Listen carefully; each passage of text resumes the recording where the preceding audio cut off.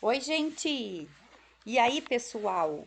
Então, vamos fazer a nossa chumete. Super, hiper, ultra, mega especial top da galáxia revisão do sétimo ano, né? Vamos lá? Muito bem. Para nossa provinha. É o seguinte, são os ciclos biogeoquímicos e também o comecinho de plantas. Lembram disso? Gente, primeiro ciclo biogeoquímico, o ciclo do nitrogênio. Vocês lembram o que do nitrogênio? É o gás em maior quantia na atmosfera, quase 80%, né? Quando a gente representa assim, ó, N2 é porque é em formato de gás. Lembram disso? Muito bem.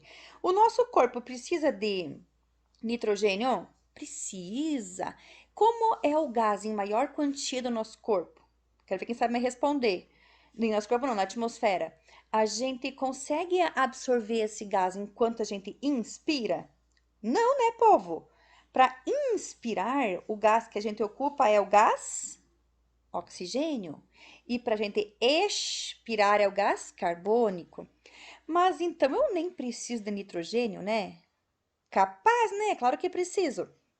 O nitrogênio é essencial no nosso corpo dos animais para formar as nossas proteínas. Mas então, como é que o nitrogênio entra no meu corpo? O nitrogênio, gente, então ele está na atmosfera. Para ele conseguir entrar em uma plantinha,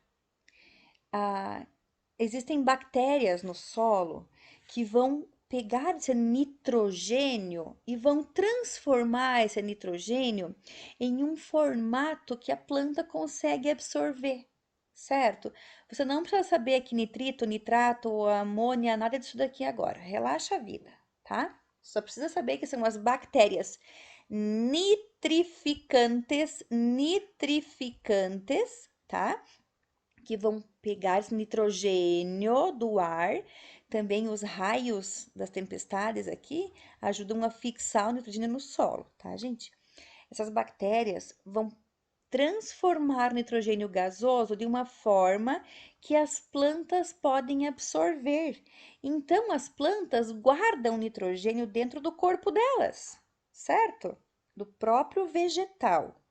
E aí, quando é que eu e você, quando é que a gente vai conseguir pegar esse nitrogênio? Quando a gente come o vegetal. É qualquer planta? Em geral, sim. Porém, em uma quantia muito maior nas leguminosas, nos legumes, tá bom? Eu dei um exemplo na aula.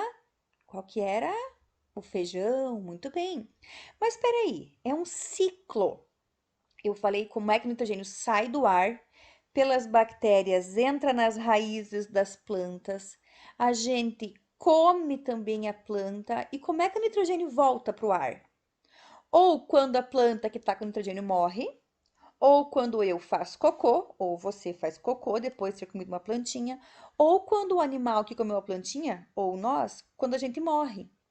Aí existem outras bactérias que são agora desnitrificantes, que vão pegar esse nitrogênio do nosso corpo, que nós morremos, e também do nosso cocô, e também desse vegetal, e vão transformar de novo em gás nitrogênio, certo? Beleza, gente? Vamos lá. Continuando. O ciclo do oxigênio. Gente, que acontece com essa velhinha se eu colocar um copo aqui em cima? Nós conversamos sobre isso na aula. Ela vai queimar um pouquinho mais, de repente o fogo vai apagar. Por quê? Porque é absolutamente necessário que tenha oxigênio no ar, certo? Para que o fogo se mantenha aceso. Certo, gente? Tá bom? Sempre que queima o oxigênio, qual é o gás que libera? Carbônico. Olha, também aqui tem um navio. Nesse navio, também está tendo uma queima aqui embaixo para fazer o motor funcionar. Então, ocupa oxigênio e vai liberar gás carbônico. Veja bem, ó, para ter fogo ocupa oxigênio, certo? Para indústrias, para para movimentar esse navio aqui, por exemplo, sempre que tiver uma queima de algo, ocupa oxigênio. Aqui tem uma vaca, mas poderia ser um ser humano. que acontece? Ou qualquer outro animal, ou qualquer outro vegetal, porque vegetais também respiram. Qual é o gás que eles precisam? Oxigênio. Só estou falando por enquanto que a gente está consumindo oxigênio. Mas como é que esse oxigênio. Veja bem, alguém tem que produzir, porque senão a gente estaria só gastando, gastando, gastando. Quem é que produz? São os vegetais, as algas e algumas bactérias, através do processo da fotossíntese. Muito bem. Então, o oxigênio nós ocupamos para as queimas, nós ocupamos o oxigênio para respirar, para inspirar. Só estamos ocupando, né? E quem produz o oxigênio para nós são os vegetais e as algas através da fotossíntese, também algumas bactérias.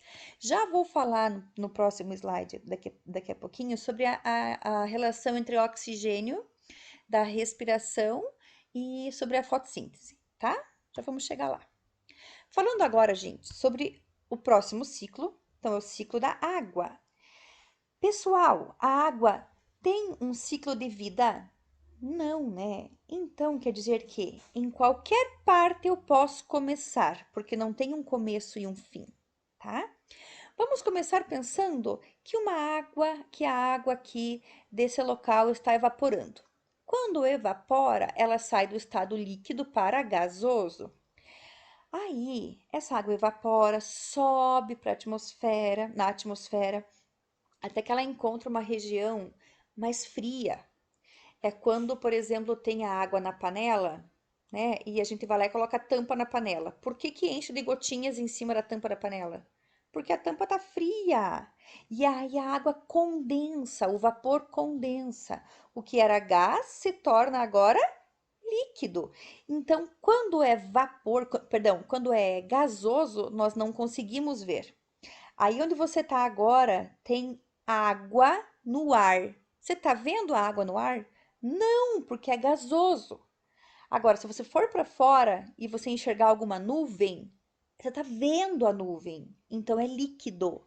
Não esqueça que a água da nuvem é líquida, tá? Aí muitas e muitas e muitas gotículas vão se unindo, vão ficando cada vez maiorzinhas até que chove.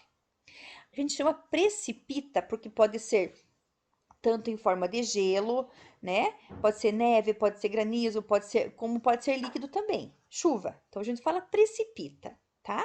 Veja bem, ó, ciclo da água, evapora, condensa, precipita, quer dizer, cai na terra de novo. Quando a água cai na terra, ela vai infiltrar, pessoal, no solo. Quando essa água infiltra no solo, o que que acontece? Vocês sabem que tem o lençol freático, né? Que é uma camada de água que fica embaixo das pedras do solo. E essa camada faz o quê? Vai abastecer os rios. De que forma? Ó, vai empurrando, vai conduzindo essa água toda para que ela vá ou para uma nascente ou para outra região, pode ser o corpo de um rio, mas a água que infiltrou não vai ficar no solo, ela vai ser conduzida até um corpo d'água, tá bom, gente? Beleza? Muito bem. Quando vai de novo evaporar, tudo isso. Aí fica fácil, né? Muito bem. Agora, vamos falar agora sobre o ciclo do carbono.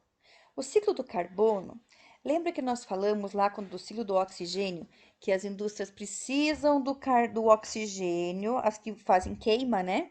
Precisam do oxigênio, perfeito. Mas elas liberam o quê? Gás carbônico, que é o CO2. Tá aqui, ó, tá? O CO2.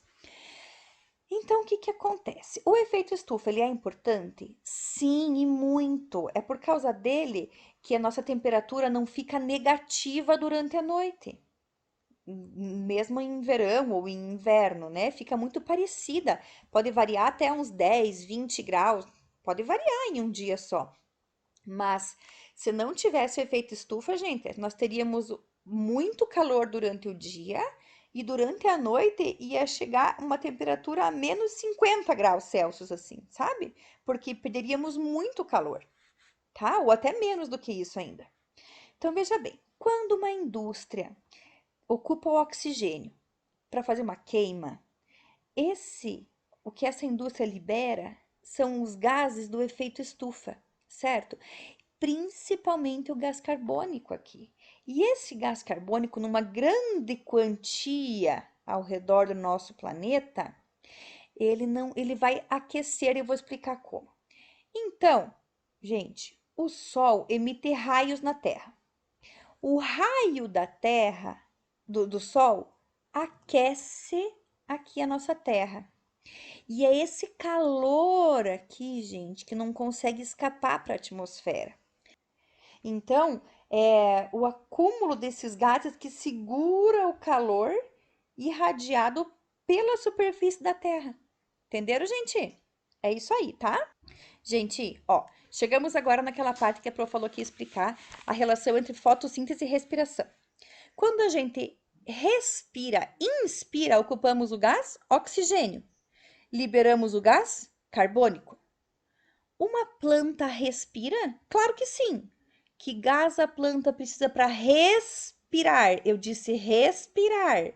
O mesmo que o nosso, o oxigênio. E a planta libera o quê? Gás carbônico. Muito bem. Agora, a gente só está ocupando o gás oxigênio. Quando a planta faz fotossíntese, que é produzir o próprio alimento dela, que é a glicose, ela precisa de luz solar, precisa de água, precisa de gás carbônico, certo? Que foi o liberado na nossa expiração. Junto com esse gás carbônico, a plantinha, na presença da clorofila, da luz solar, estou insistindo nisso, tá? E da água, vai fazer a fotossíntese, vai segurar o carbono dentro dela para fazer a glicose, que é o alimento da plantinha, e vai liberar o oxigênio, que tanto nós quanto os vegetais vamos ocupar para respirar. Mais uma vez eu vou pedir, que eu já falei na aula, por que que nós não dizemos que a Amazônia é o pulmão do mundo? Porque, ao mesmo tempo que os vegetais produzem oxigênio pela fotossíntese, eles também ocupam o oxigênio para respirar, tá? É quase que na mesma proporção, então não sobra quase nada de oxigênio. Então, pare e pense. Mas e as algas? Não fazem fotossíntese? Fazem. Não respiram? Respiram, mas então, por que que as algas são o pulmão do mundo? Porque elas ocupam bem menos oxigênio do que elas produzem. Entenderam, gente? Pela fotossíntese. É por isso. Tá legal? Muito bem. Não esqueçam, então, que o oxigênio é sim um produto da fotossíntese. Tá bom, gente? Agora, quando a gente fala de vegetais, aproveitar que é o nosso próximo conteúdo aqui, a água que está nas folhas dos vegetais, ela também evapora. Sabiam disso? Assim como a gente respira e a gente transpira, os vegetais também respiram e transpiram. Então, a água das folhas também evapora. Beleza, gente? Muito bem. Agora, vamos voltar aqui. Próximo aqui. Muito bem. Pessoal, olhe para cá. Dessa parte aqui é aquela célula bonitinha de um vegetal. Essa célula vegetal não é igual a uma célula animal, porque as células vegetais, elas têm algumas características próprias dela. Veja bem, a célula vegetal tem parede celular. Tá vendo isso aqui? Que a célula animal não tem. E a parede celular, gente, o que que ela faz? Ela dá um formato da forma e também sustenta a célula vegetal, tá? A célula vegetal também tem ao redor, por dentro da parede celular, uma membrana plasmática. E essa membrana é como a nossa membrana, certo? Envolve a célula, controla o que vai entrar e o que vai sair de dentro da célula. É a membrana que faz isso, tá? Agora, vou falar 3 palavras aqui que é só vegetal que tem. Cloroplasto. Na célula animal, nós temos a mitocôndria. Mitocôndria é quem faz Respiração, perfeito. Célula vegetal também respira, então também tem mitocôndria, tá? Mas a parte que eu vou falar agora é do cloroplasto. O cloroplasto, ele está aqui, ó. Opa, tá aqui. Mas está representado em uma cor estranha, porque normalmente o cloroplasto ele é verdinho, tá, gente? No cloroplasto, por que que ele é verdinho? Porque ele é uma bolsa que guarda o que dentro dele? Clorofila. E a clorofila, então, é o pigmento verde que vai captar a luz solar. Entenderam, gente? Ele vai segurar a energia da luz solar para acontecer a fotossíntese. Agora pare e pense. Se dentro do cloroplasto tem a clorofila, a função da clorofila é segurar a energia da luz solar, em que parte da célula que acontece a fotossíntese? Dentro do cloroplasto. Entenderam, gente? É isso aí. Nossa, muito difícil, né? Muito difícil. Por favor, né? Pelo amor. Chegamos agora nesta parte que eu adoro. As plantas têm 4 grandes grupos. Se ligue no que eu vou falar agora. Briófitas, pteridófitas, gimnospermas e angiospermas não podem sair desta ordem, de acordo com o mais simples para o mais complexo. Briófitas são os menores vegetais, são os musgos, sabe, do tronco de árvore, que às vezes fica a calçada muito tempo molhada, cresce musgo ali, bem pequenininhos. Olha, aqui parece gigante, mas é micro, menos de meio centímetro, assim, o musguinho, tá? Quando ela tá na fase reprodutiva, que pode parecer uma parte um pouquinho maiorzinha aqui, senão é menos de meio centímetro. Pessoal, as briófitas, então, elas são tão pequenininhas porque elas não têm, preste atenção, briófitas, não têm vasos condutores de seiva. Não tem, tá? Então, como é que a água vai entrar numa briófita? Não é, ela é tão pequenininha que ela não tem nem raiz, gente. A gente chama de rizóide. Então, a água entra por ali e ela vai passando de célula para nutrir toda a plantinha. Entenderam? Não tem vasos condutores de seiva bruta, seiva elaborada, não tem nada disso, porque ela é pequenininha, tá? Não tem semente também, mas as células têm núcleo, a reprodução é sexuada, então tem sim macho e fêmea. Tem clorofila? Claro que sim, né, gente? Claro que tem clorofila. Como é que vai fazer fotossíntese se é uma planta, né? Das briófitas, nós vamos mudar agora para as pteridófitas. Ó, estamos aqui agora nas pteridófitas. Esses vegetais aqui, então, lembra que eu falei para vocês que ptérido é formato de pena? Lembra disso? Muito bem, então tá aqui, ó, as samambaias. As pteridófitas mais clássicas são as samambaias. Será que uma samambaia é pequenininha, como uma briófitazinha de meio centímetrozinho, assim? Pequenininha assim? Não, né? A samambaia é grandona. Então, se ela é grande, é porque ela já possui uma coisa mais evoluída do que as briófitas, que é o quê? Vasos condutores de seiva. Quando você pega uma samambaia, tem uma parte aqui no meio, aqui assim, ó, que é bem mais durinha, bem mais firme. Você olha para uma folhinha da samambaia aqui, ó, essa pequena, ó, folícula aqui, ó, também tem uma raiz, parece uma inervaçãozinha aqui no meio, ó, não é? Tem sim. Por quê? Porque isso aqui são os vasos condutores. Entenderam, gente? Condutores que as pequenas raizinhas trouxeram água para cá. Depois que trouxeram água para cada parte da plantinha, as folhinhas fizeram fotossíntese, produziram glicose, que é o alimento da plantinha, e outros vasos que estão aqui juntinhos. Vamos agora transportar essa seiva elaborada, quer dizer, com a glicose, para todo o resto da plantinha, tá bom? É isso aí.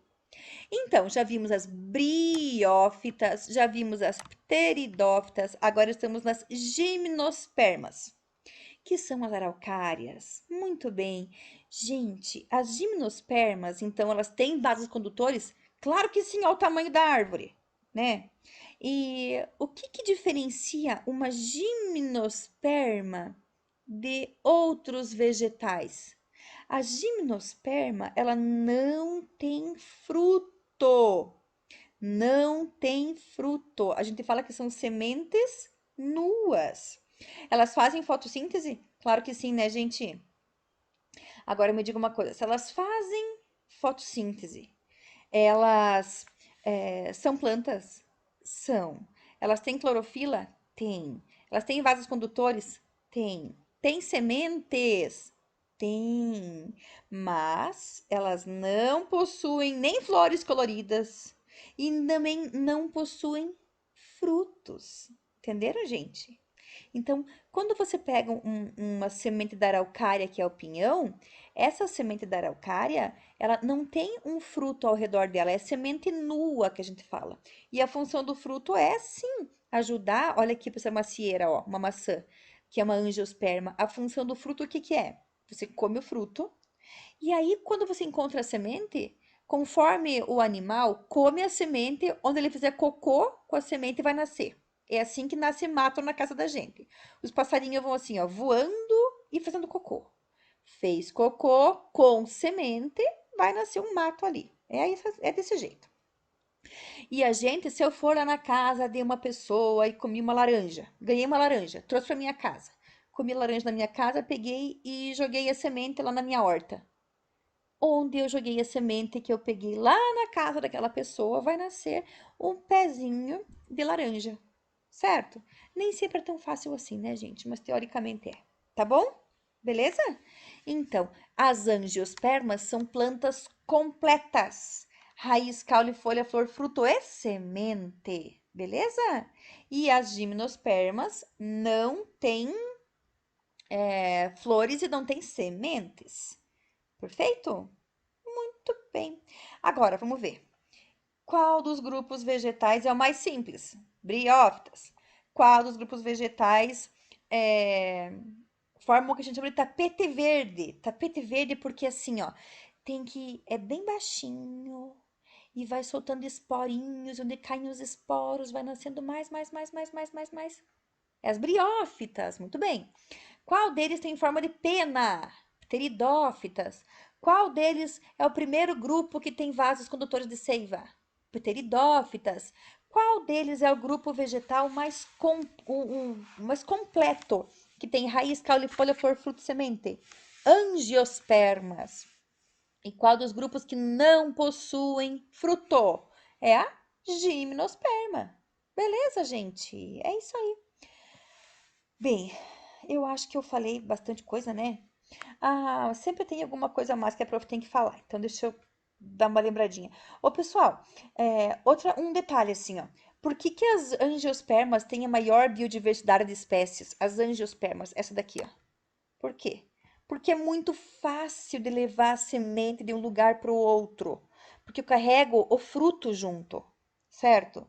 E o fruto é a proteção da semente.